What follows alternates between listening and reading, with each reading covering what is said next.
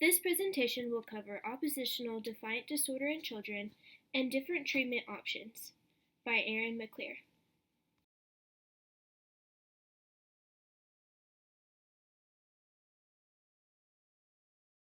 According to the DSM-5, oppositional defiant disorder is a pattern of angry, irritable moods, argumentative, defiant behavior, or vindictiveness. Although some of these symptoms can be present in most toddlers and children, these behaviors need to be ongoing for 6 months, and 4 out of the 8 symptoms must be present for it to be officially diagnosed as oppositional defiant disorder. Another requirement is that the behavior is not just directed at a sibling.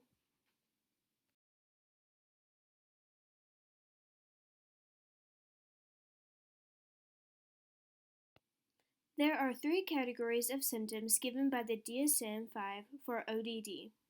The first category is angry and irritable mood. In that category, symptoms include losses of temper, touchy and easily annoyed, often angry and resentful. The second category is argumentative and defiant behavior, which includes arguing with authority, children, or adults, actively defies or refuses to comply with requests, deliberately annoys others, and blames others for their misbehavior and mistakes. The last category is vindictiveness. With this, it includes being spiteful at least twice in the last 6 months.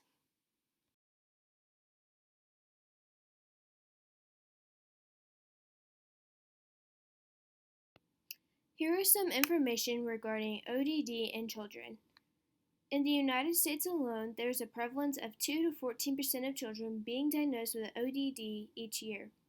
There is a high chance that children with ODD will have other childhood psychological disorders. It is common for ADHD, depression, anxiety, impulse control, and substance abuse to co-occur with ODD. With the possibilities of having one or more of these disorders, it is almost certain that these behaviors will interfere with education, family, and social lives. When any child has a psychological condition or diagnosis, school is almost always harder. Children with disorders are preoccupied, and school is just another stressor. It can be overwhelming to keep up with the fast pace of school on top of having personal issues. Even though teachers try to be inclusive with all learning styles, it can be hard for one teacher to give extra special attention to a student in need. Along with issues in school and education, family life and social lives can be affected. Parents can have a hard time coming to terms with their child's diagnosis. Some parents may not even know how to even help their child or know how to give them the appropriate help. The parenting style of a parent has many influences with a child that is diagnosed with ODD. Poor parenting and low parental involvement leads to less discipline and behavior correction. Low parental involvement also leads to deviant behavior. Children need a lot of attention and often will act out if they do not receive the proper attention they crave. The child's behavior can be signs of unmet needs. When a parent is involved with their child's life, the child will display better emotional regulation. A positive parent-child relationship is crucial to the overall well-being of the child. Lastly, a child with ODD will have a hard time socially. They have next to none friends because they often cannot get along with others.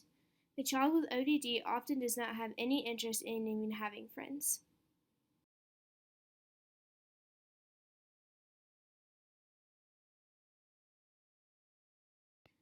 Cognitive behavioral therapy is used for a wide range of ages. CBT focuses on how emotions, thoughts, and feelings influence and are connected to one another. One of the goals for CBT is to help the client discover themselves as powerful and have powerful control over their own thoughts, feelings, and behaviors. Each person has the ability to turn their negative thinking patterns and negative assumptions into one that is more positive. CBT helps people resolve common issues that arise on the daily. Therapists who use CBT help clients learn different skills to overcome their battles.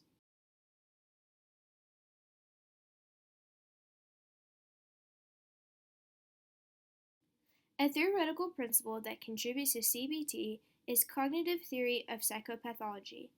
This theory describes how a person's perception, thoughts about a situation influence their emotional state, which then leads to a behavioral outcome. Typically, in stressful events, people have distorted or dysfunctional thoughts. They are not able to think clearly or rationally. When the dysfunctional thought arises, they believe them and sometimes act on them. This theory or explanation can be applied to a child with ODD. A child can think that their parents do not love them if they don't spend time with them. The child could then believe those thoughts and behave in a certain way to receive attention.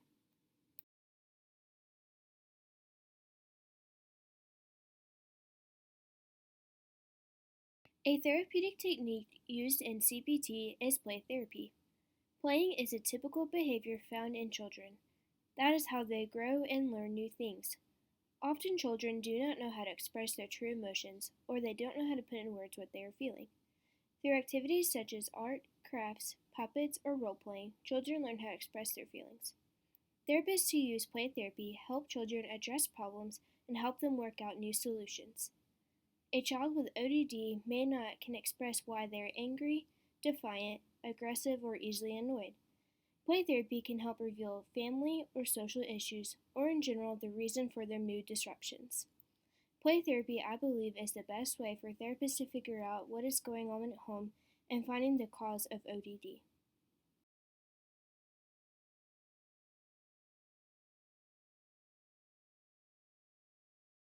Family systems therapy views the family as an emotional unit.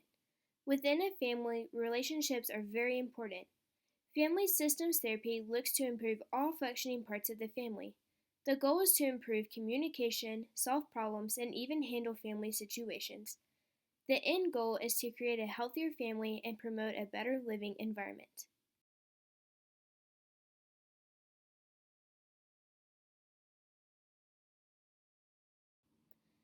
Family systems theory explains how family interactions have a direct effect on each member's behavior.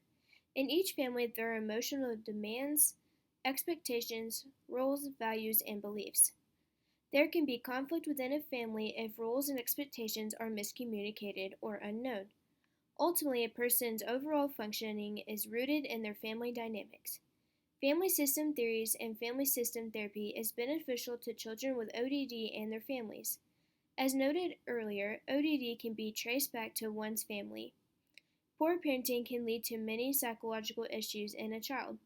Targeting the whole family for therapy or getting the parents involved in therapy can be beneficial for the child.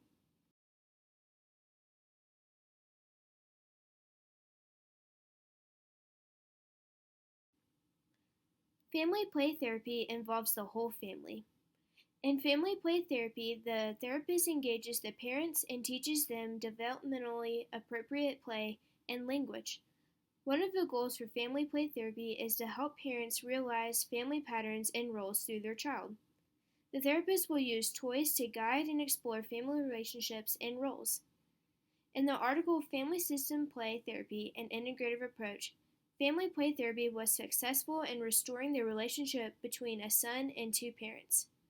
At the end of the treatment, the parent-child bond was strengthened and the somatic symptoms of the child was reduced.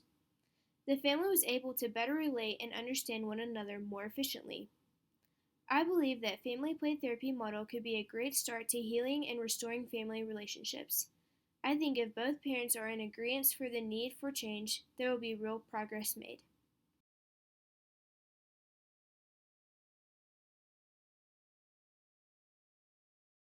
Group therapy is when one therapist treats a group of individuals, most commonly with similar issues. Group therapy helps people meet others with similar struggles and form a network of support. They learn how to communicate better and express themselves in positive ways. Group therapy is especially beneficial for children as gaining social skills is crucial for their age. Children will learn how to understand emotions and feelings. They will also learn how to interact more positively with peers, as most children with ODD do not get along easily with others.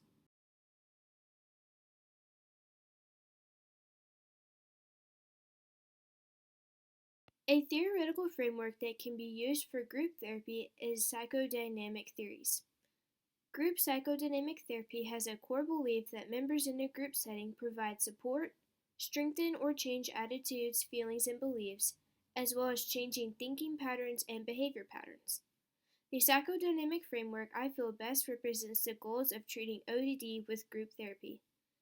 Therapies for ODD want to target behavior change and strengthen relationships. Peer interactions will help children learn how to be a part of a group.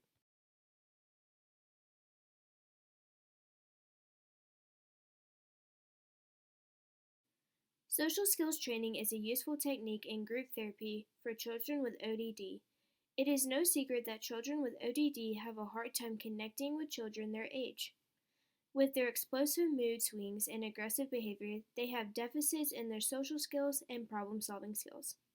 Social skills training will help children with ODD learn how to appropriately respond to others, develop social cues, and learn how to start conversations. The goal is to help children learn how to interact with others without being aggressive. A study that used social skills training to treat children with ODD found positive results. The researchers found that children that went through social skills training in a group setting showed lower levels of aggressive behavior. I think social skills training could have the biggest impact on improving peer relations.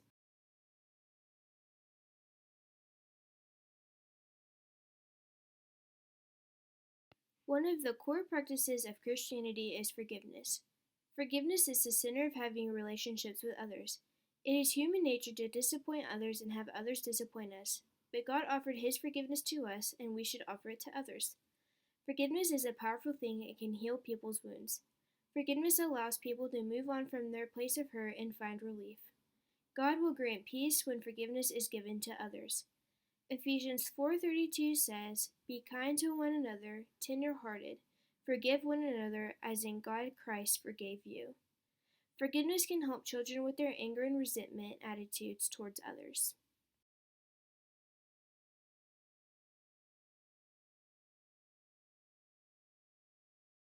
In review, we learned that ODD is accompanied by aggressive, angry, defiant behavior in children.